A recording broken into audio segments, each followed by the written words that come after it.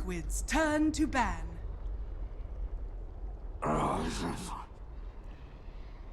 Radiant team ban.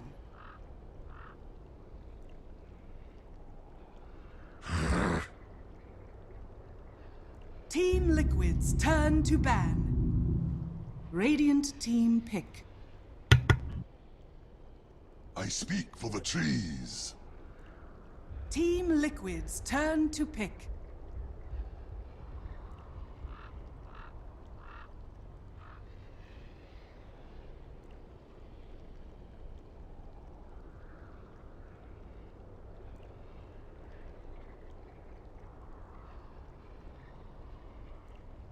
Hello everybody and welcome to some more WePlay. This is the deciding match for Europe. We've got Team Liquid versus Team Finem. Both are 12-1 in their groups. I'm Llama Down Under, joined by Scansor. How you doing?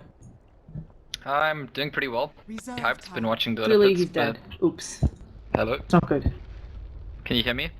Scant, I can't hear you. It appears that you were locally muted. I will let you sort that out. He'll be talking with us shortly. But as I was saying, both of these teams are tied in the European groups, and whoever wins this match gets in because they're both 12-1. So it'll be really interesting to see how it goes now. Both teams have had a couple of forfeit wins, and that definitely is something that you could say, you know, maybe they haven't had to play everyone, but I do think this is one of the hardest challenges Finem has had so far in the group stages. And in fact, I believe we'll be hearing Scant right now. How you doing? That's me. Oh, yeah, that was on me, totally. Yeah, How you doing? I'm doing pretty well. Been watching Dota bits, having a lot of fun, but excited about this too. It's, as you said, both of them 12-1, and the only game that Liquid lost, the only game that Finem lost was to Liquid. I'm not sure who the team is that beat Liquid in a best of one. Do you know? In I want to say it was London Conspiracy, but I'm not 100% sure. It was the game where they ran, I think it was the Support Legion Commander game. But okay, yeah, I actually remember seeing that. They did one of those at the Shanghai Major and lost as well. It's something they've been trying, hasn't been working. But it's all of those games, all the other WePlay games, I think, were before the major. Is that right? This is like... Yes, this is the, I mean, for Liquid, this is the one after the major. They've had one other game as well against, I think it was also against London Conspiracy, which of course they won. I want to say it was yesterday. Yeah, so this is, I mean, it's a big deal because if this game was happening before the major, I'd probably say Finem are underrated. They're really, really good. They could definitely win. Liquid did really, really well at the major. They looked like, you know, new Liquid, very emboldened by the impact of the two coaches they had. And I mean, I don't know, does that, you know, do they change back to the Liquid we saw before, which was still really strong, but definitely room to be beaten? The Liquid who performed at the Shanghai Major, I think Finem struggle against, but the Liquid before, I don't know. At the same time, Finem could just up their game. This is kind of like the spirit of what's happening in Dota 2 right now. Everyone is just upping their game, and Finem is a team that already have upped their game to a certain point to get to where they are in this group stage. And they're the ones that nature's prophets, if we just look at the draft, which this is kind of like the hero to talk about in the current meta. It's the hero that usually gets banned when it goes through. Probably the team that lets it through has a plan for it. Team Liquid's plan this game looks like it was the bounty hunter. Beastmaster helps there too. But sometimes the teams, even the teams that have plans to deal with the Nature's Prophet, just lose against it. So that's a big advantage Finem have at the start of the draft. 10 seconds. I think it's also really important to mention, though, even though Finem, Skylark, very, very comfortable on that Nature's Prophet, for Liquid, this Death Prophet for Fodder, and now the AM for Matumba Man, these are some heroes they love to have. Whoa! Yeah, and even Mind Control's Beastmaster became quite a big deal at the Shanghai Major. He played exceptionally on that hero, and Mind Control is a player in Liquid that a lot of people thought was like a weak link, I think, at some point, but at the Major he was fantastic. He was probably one of their stronger players. But yeah, Drow, a face that we've started to see a lot more often recently, especially in the last couple of weeks. And doing particularly well, I want to say, when combined with heroes like Nature's Prophets. I know EG did lose a game against MVP just about an hour ago with that combination, but There's also the Queen of Pena, which goes really well together. If you look at like the C teams, the Southeast Asian teams that were running Drow strategies like TNC for a long time, the Drow, Nature's Prophet, and Queen of Pena is very 10 common tri-core seconds there, remaining. and it's really really good against the anti-mage actually to have that kind of tri-core 5 because seconds their remaining. plan is going to be to kill 6 towers, all the tier 1s and all the tier 2s. Before the anti-mage even finishes Reserve Battle time. Fury, or maybe like around the time he finishes Battle Fury. If they're hitting their timings, the anti-mage could be played completely out of the game. Yeah, I think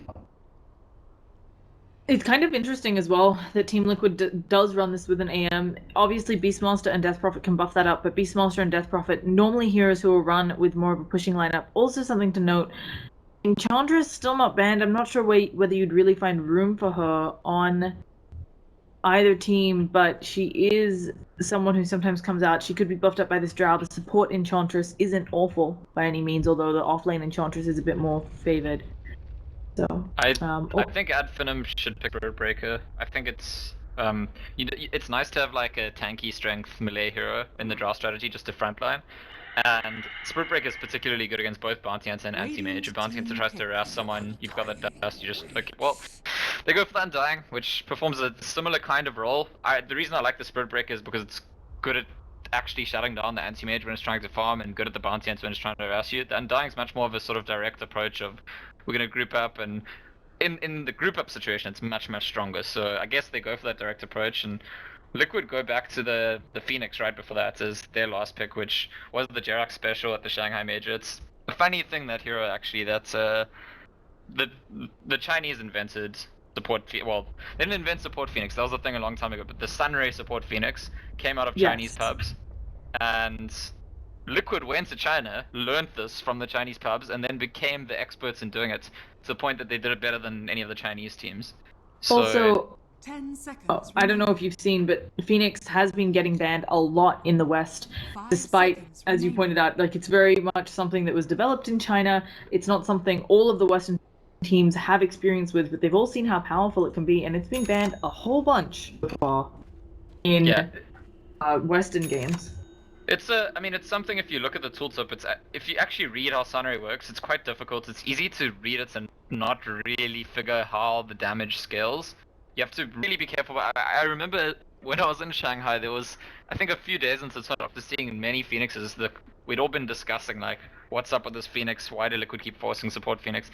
And a few days into the tournament, Syndran on the bat home just points out to all of us, guys, you realize how the damage works. It actually like incrementally increases.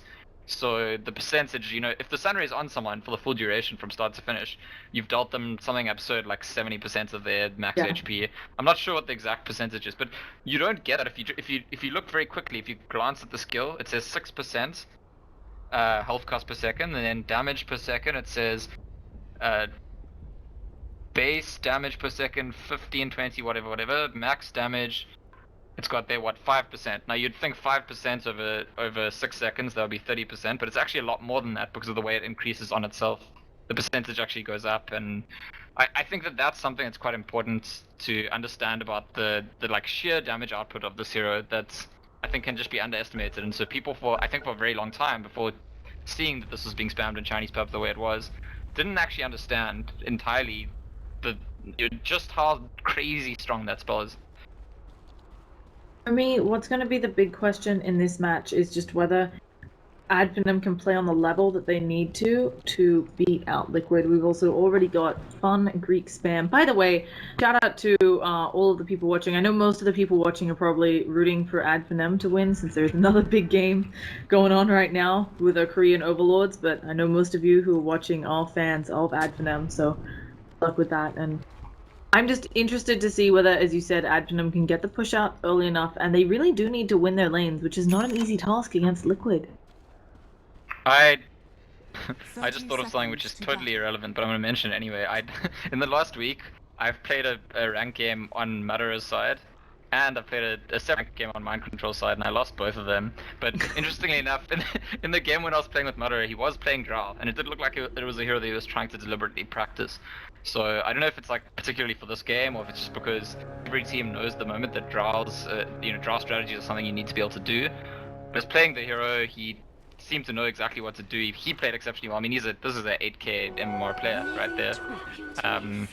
And on that basis, I feel like a Drow strategy, if your Drow player knows what to do, in some ways is not that difficult to execute, and they will be able to play at the level they need to. Kuro is going for the courier snipe, and this is it really? Okay, I was gonna say, oh, okay, he's gonna get it too. I can't believe this is happening. This is not something that should happen at this level of play, but it has been a while since Bounty Hunter was picked every game, and sometimes teams just forget. Yeah, it's funny. Like I think every second time I see a Bounty Hunter in a pro game, there's a courier snipe actually, and it's like what you say. People should expect. Yeah, people should expect it, but at the same time, it's like exactly the strength of the hero is almost that like. They might have even discussed it and in some way expected it, but Undying kind of stood there initially, thought maybe that's a deterrent. They decided, okay, the bounty's probably over there somewhere else, and I don't know, it's just a hero that consistently, even when teams do expect the courier snipe, it still gets the occasional one anyway. Now, Skylark's getting quite a bit out of this top lane, hasn't really been harassed on. Matumbaman has no support since the Phoenix dove over to the mid trying to harass, and actually this Phoenix is just going to pull. So Matumbaman is still getting something out of this lane, but we're probably, by the looks of it, we're going to see a very formed Skylark going into the mid game. Yeah, which seems pretty good for Finem. I think they'll definitely be happy with that. I'm interested in Kuro's movements. It's not just the courier snipe. He started with boots. He didn't start with Orb of Venom, which is usually what we see on a Bounty Hunter. And obviously the fact that Jerax is willing to buy all the support means that he can start with the boots. But a lot of Bounty Hunters, I think, even with the gold to start with boots, would choose to start with the Orb of Venom. It gives you more potential to actually threaten kills and harass. The boots makes you more mobile, more like you can be in lots of different lanes. You can have a shorter time between being spotted at the bot lane, at the line, and then suddenly at the mid lane. Ooh. Okay, not quite able to steal that arcane rune. I'm also interested in Kuroki's movements. Obviously, he's already gotten a lot just getting the courier snipe, but it does feel like he needs to get kill involvements, needs those levels. So we'll see whether he'll hang bottom, soak some experience, or whether he'll keep trying to make it work. Because this mid lane, not one that I think Kuro can kill unless Thug makes a big mistake. Yeah, that's almost certainly a big part of the Queen of Pain pick there, because if we recall, they started with the Nature's Prophet pick and the Bounty Hunter was immediately the response. Queen of Pain came after as like, okay, well this is the way we're going to make sure that your Bounty Hunter sort of neutralized, and in some sense that, I think that makes the boots start even more questionable, although boots definitely helped to snipe the courier, which he did do, and he's gone back for the Orb of Venom now, so the courier is going to become an extremely big nuisance for the Lion to deal with. The only thing helping the Lion to handle courier at all is the very well placed sentry ward that's going to show him heading into the jungle each time. Now, we haven't talked about it too much beyond the fact that Skylark will come out of this lane very formed. Anti-Mage does have 6 CS. This is not usually the start Matumbaman has. And that's another thing I'm wondering. He's obviously very good at farming. I haven't seen too many games where he's been forced to catch up. Yeah, it's not usually the case, that's true. He normally gets the game that he wants, but it's actually quite difficult for Liquid to adapt in any way that would change that right now, because with only the Phoenix there to support him, they can't contest the lane. I think that even if the Bounty Hunter were to come back up here, all three of them together, they probably struggle to deal with this dual lane. I think that's... I mean, I was talking at the end of the draft about how they take the Undying and not the Spirit Breaker for the more direct approach grouping up, but Undying actually has this effect on the lane stage, which... If you go back a patch or two, there'll be no shortage of VODs of teams running Undying +1 as the aggressive dual lane, exactly for this purpose, to just like put that pressure on the safe lane farm and make it very difficult for them to get their early lane farm. It's suddenly working here. Oh, Falter actually going to have folks TP in onto him. He's immediately using the Spirit Siphon. I'm not quite sure what Skylark was doing there. He may just get brought down. They're slowing him. They now have the Icarus dive over the top, and that will be a first blood. Thug has already used... Oh no, has another blink at the ready. Could get out of this one. We've got Spartan coming in, has the Tombstone, but okay, they should be able to kill off Jerax, getting him for free. Fodda is still chasing with that haste rune, and now here comes in Kuroki. So Spartan should be going down. One more auto attack. He manages to get off the decay. He pops the one charge and the heal. Fodda's coming in though. Can they do anything about Fodda? They drop the Tombstone. They should be able to get Fodda here. A really nice play coming out there, and Thug unable to chase more onto Kuro. That was not what I was expecting there. It's well played by everyone involved, and you were asking a question like, are Finem gonna play at the level of Liquid, and I think so far so good. Like, ask questions maybe about the career being sniped, but like I said, honestly I see that happening to just about any team at some point in time, and I think just the small interplays like suggest that I don't think there's any kind of like ad Finem of Liquid in their head. They're scared of them. They're gonna give them too much respect. They're playing the game at the same level as Liquid, and actually they're starting off very much ahead. Yeah, they have a better start on their carry.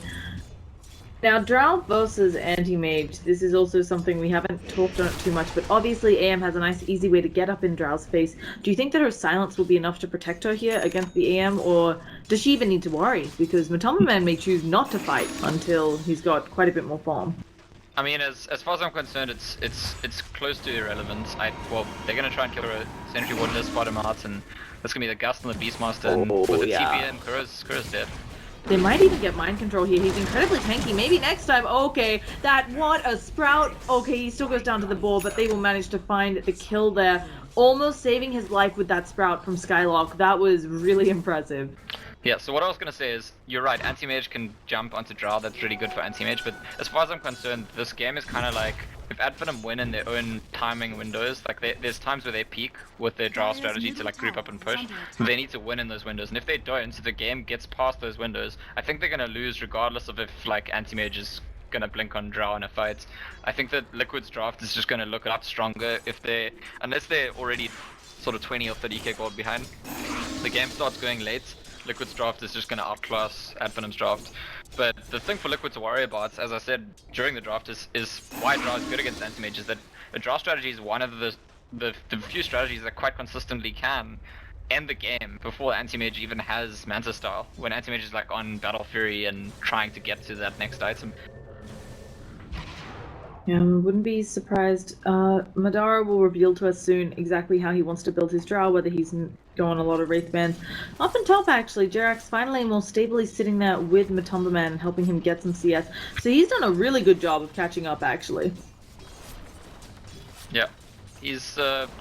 Yeah, he's gotten basically all the creeps. As soon as the Undying wasn't in the lane, I think he's gotten every single creep. Oh, down on bottom, we have a Tombstone drop. Madara gonna get healed up here, but in comes the Phoenix, a nice gust getting them out of the way, but Madara's still in a lot of trouble, and it's looking like he will burn to the ground. Tombstone already being brought down, and suddenly there are 4 in this bottom lane. Maybe next time goes for the TP away, so Spartan will fall here. There's a lot around him. Is he... Okay, I for sure was not expecting him to just walk it off, and he's even thinking about going back in. Yeah, he's considering. Yeah, he's gonna sneak into the shop for his boots. Should be just about fine getting them. But this is still, I mean, it's still an overall win for Liquid, even though they rotated more heroes in. And exactly what we were talking about before, how Anti-Mage can free farm and get all those creeps back up now that Undying's gone. So I sort of feel like ad Finem want the Undying to be making things happen, making kills, not being on the receiving end of kills.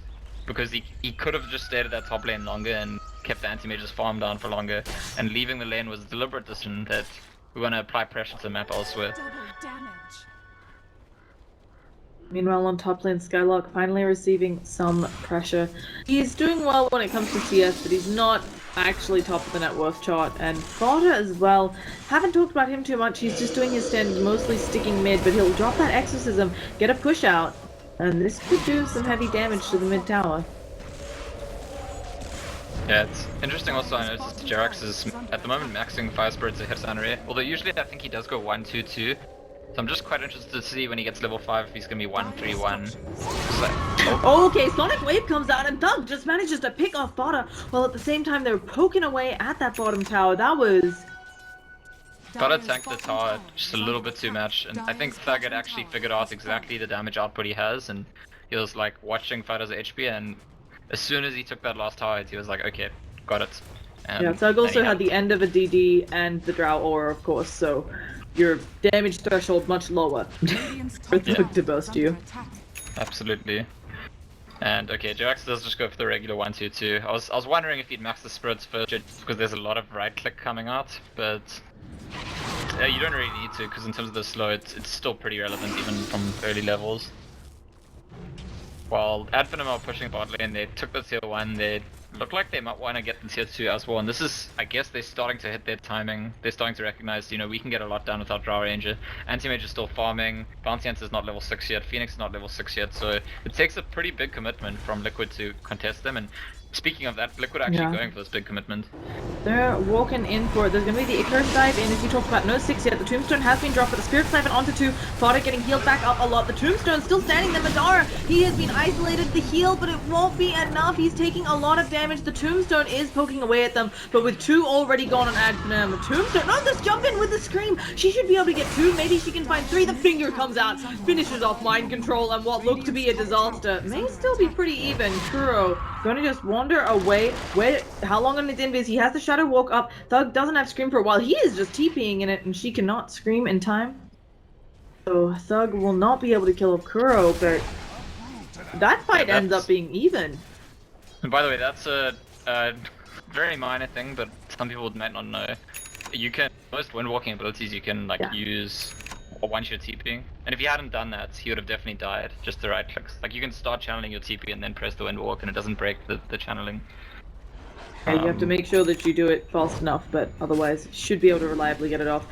I have to say, really good engagements by Thug. This is the second time he's capitalized on what looked like a bit of a lost opportunity, and maybe they'll do it again. Thug about to have the Sonic Wave back up. It is in fact back up. Maybe next time. Looking for that Hex or a stun. Anything. There he goes. Opens with the Hex onto Mind Control. Gonna throw out the stun next. Undying gonna come in. Nope. Just walking up. Thought maybe he'd throw out a Decay. And as you said, they're grouping to push already on Finem. Yeah, Thug was a little bit odd. They're actually gonna go for kill in the mid lane, maybe on Fada. That's the TP okay. on the one. Again, Fada goes down. I mean, DP is a hero that's actually really squishy to this high burst kind of approach early on in the game, and like it's gonna be a while before he's got an item that makes him more tanky. So Fada's gonna have a difficult time, I think, going forward. Also, really good rotations from Finem. They're getting themselves a little bit of a lead. This is something one team fight could turn around, and also you have to account for tower gold. We do have TPs coming in. They do have the track on the Bounty Hunter, and now the egg on the Phoenix. So some well-placed Fire Spirits could mean a big egg explosion and a huge win for Liquid. And look at that Shuriken! Doing so much damage as it bounces around Mind Control, looking for someone to Primal Roar on. Phoenix coming in from the sidelines. They're actually just going to take a moment to D-ward. And that should be the end of the engagement. What I really liked before Thug TP'd mid and they killed Fada, we were talking about how they were considering going for a play at the bot lane, and Thug didn't want to blink in and ends up going mid, and I think that's super important in this game. Queen of Pain always have to like recognize that once you blink forward, you're like the squishiest hero in the world. It's your blink that makes you survivable and difficult to kill. So if you use the blink offensively and it doesn't work out, you don't burst the person down, you don't control the fight properly, you say you get roared and someone else TPs in, suddenly you're just dead. So I think it's as much like commendable part of Queen of Pain player to not blink at bad times as it is to make the kills and you make them, and it's something to actually watch in a good Queen of Pain when there's that hesitance, when there's that, okay, I'm not actually sure about this, I'm not going to go in. I think that's also a very good sign of a top Queen of Pain player. Thug getting very close to that Orchid, which will hopefully help with the AM, who has been sitting now up here uncontested farming. He's going to finish the treads off first, and it looks, oh, never mind, we have an engagement. They're going in onto Fodder, but the Tombstone and the egg are dropped, so this is a bit awkward. Tombstone probably going to zone away anyone. Trax is coming out. No, they're going in onto Fodder again. As you talked about, DP, she is so easy to burst down right now. Another auto attack. Trees will help finish her off. That's Fodder's, what, fifth death? They're just going to walk into rush, even with track on them. They just feel comfortable doing this. Yeah. And AM, as we were mentioning, he does not have the Battle Fury yet, and even if he did, kind of needs the Manta afterwards to get anything done. Yep, and they know the egg is down, they know that there's no DP. It's going to be all on the Beastmaster if there's a contest here, so we'll see what he can get done. Yeah, Mind Control trying to get in position. Kuro also doing a good job of tracking people up. Madara is pounding away at that Roche. They may actually want to help him. No. Oh, okay, they're throwing in this Fire Spirits, and actually, Thug TPing away. They cannot finish this, and if they can't, then DP could just come in with that that ult and get it. There it is. The Primal Roar onto the spot, and he will fall. Madara in the danger zone as well, trying to haste away. Maybe next time going for the run away. Is he going to be able to find a spot to TP? It looks like he will, but that Aegis, I think, going the way of Liquid. Yeah, probably, and that's, I mean, even if they don't get it now, that's a huge mistake. I think the first very big mistake from Finem this game is they were way too casual about, oh, we'll just easily take rush and there won't be an issue here. and it ends up being contested. They end up not being quick enough, and they're gonna try go back. Oh, they're gonna try for it. They do have a Sonic Wave, but they are both silenced up right now. The Roche getting incredibly low. Madara, you're gonna just have to drop that bad boy if you want to, but no, the Aegis is gonna go down. It goes out on the AM. The Sonic Wave comes through, kills off Mind Control, but here is AM ready to fight. Madara in the hot seat, taking a lot of damage. He is blown up with that ult. AM will burn the first life, and they manage to use the finger to kill off the Bounty Hunter, while Fodder still exercising, but he's getting very low. The auto attacks will have him. That was not the fight for Liquid, and now the Egg, they should easily be able to auto attack this down, and they do. Yeah, okay, so it's funny because both teams take a turn to make a mistake of being overconfident with taking down the rush, and even though Liquid do get the rush, it's absolutely not worth it. I mean, you can, in a way, you can see it as taking the rush denies the Finem from getting the rush and the Aegis, so there's that extra value. But the fact that they lose the Aegis and all the other heroes, I think it still works out in Finem's favor overall. And the play for Liquid now is going to be, I actually don't know how to get the DP into this game.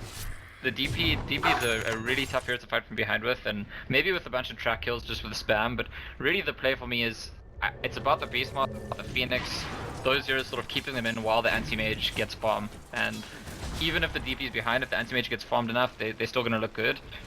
But Finem are not going to wait. They're not going to like sit around and give Liquid time. They're going to just keep putting pressure on and forcing Liquid to respond over and over and over.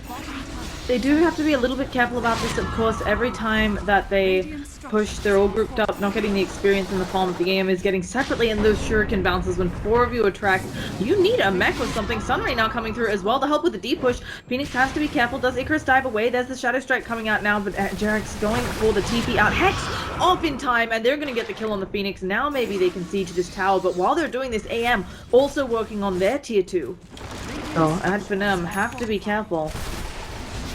Oh, yes. And the tombstone drop behind the tower. This should just be a zoning tombstone. Glyph is thrown out by Liquid though, maybe a little early.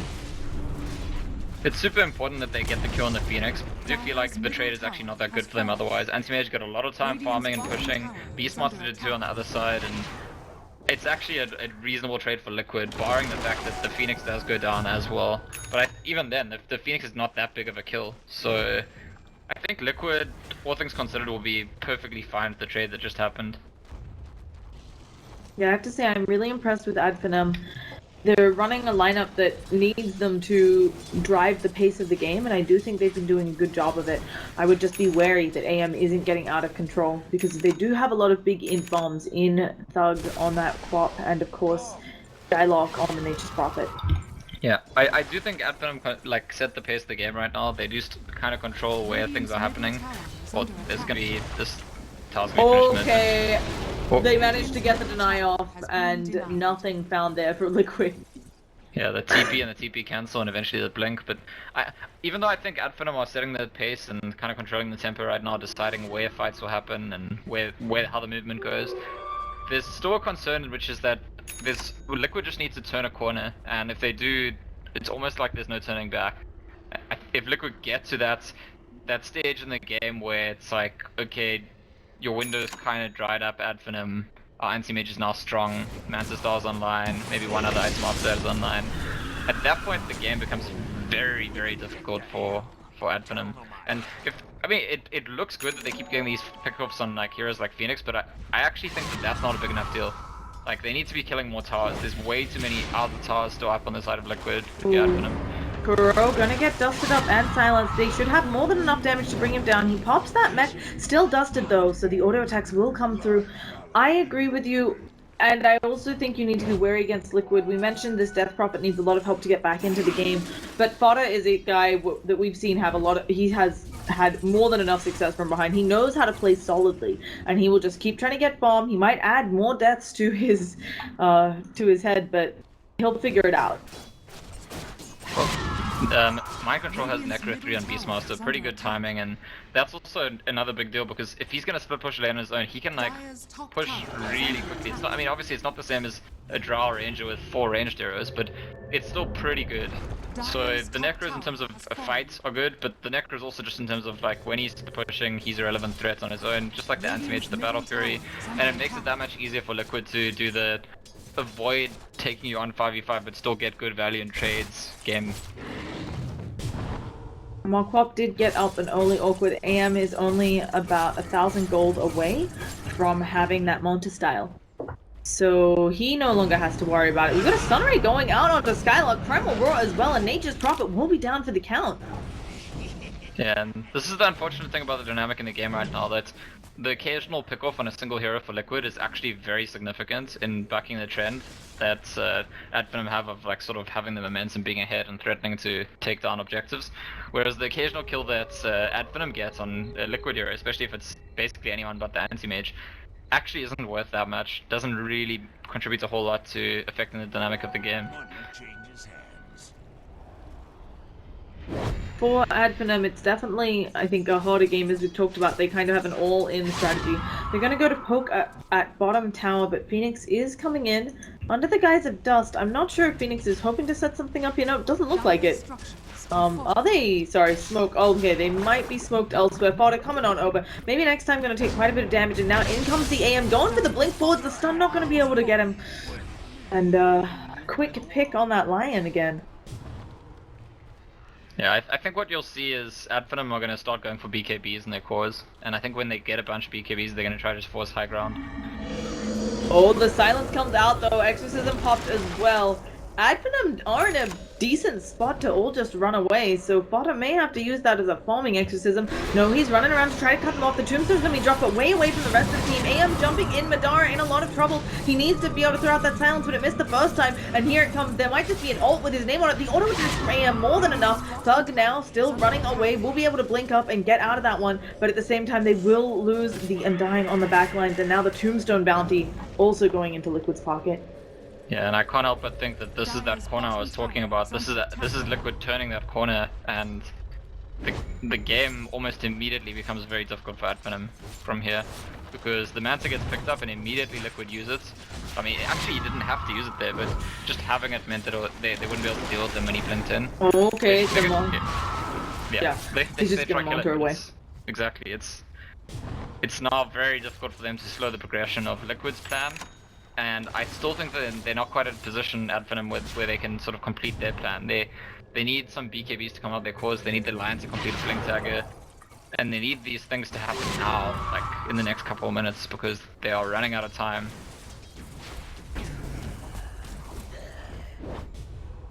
Yeah, I think it is very difficult if you're in Finem's position, because their lineup is so all-in. Can they try to smoke by... Oh, quick pick on the Phoenix by maybe next time. He's been doing a good job of getting these kill involvements. And he's about to have a Blink Dagger because of that. Can they smoke here if you're Finem? Try to find some pickups and transfer that into a push, because they'll have a smoke coming up to cooldown. Yeah, would be great if they could do that, especially if they can kill the anti-mage or the Beastmaster. But speaking of Beastmaster, he's just taking out their tier 2 bottom, and this is the kind of position you get into now where Finem can't afford to send people down bots to defend that tower, and I think that Mind Control just knows that, so he just gets the tower, he's going to keep putting pressure in. Finem, the way that they're going to win the game, they can't afford to keep going back to stop the split push, and they can sense that Liquid are turning the corner, so they feel like... Oh, there's gonna be a jump onto Fodder. They've also dropped the Tombstone, but in comes AM. He has a big bomb in. Maybe next time he manages to not go down, but now there's an egg as well. Sonic Wave comes on through. Still nobody's attacking the egg. Madara maybe gonna bring it down. They do manage to pop that thing. Kuro going on Madara now, though, who is silenced up, trying to get out of this one. Fodder Exorcism, but they immediately bring him down, and now Matumba Man standing there fighting, pushed away by the silence. They need to get him further away from Madara, but unable to, and it looks like Finem may end up losing everyone, despite all those zombies. And Matumba Man getting 4 of those kills, suddenly 3k gold richer. Yeah, there was a little bit of uncertainty at the start of that fight. And the dieback comes out of the Nature's Prophet, who bought back to try and stop Mind Control, who just knocks him down. Yeah, there was a little bit of uncertainty in that fight at the beginning. If you notice that they started going at Fata, Fata uses himself, and then Anti-Mage arrives, and Matumbaman's like, okay guys, deal with me. Thug turns around and uses the Sonic Wave on the Anti-Mage, then they're going on the Phoenix. And so they, you know, like there wasn't that much, they eventually killed Fata, but they tried to focus him down, he ended up doing a whole lot. The Phoenix is effective even though it dies, the Anti-Mage is very effective, kills everyone, gets a lot of gold.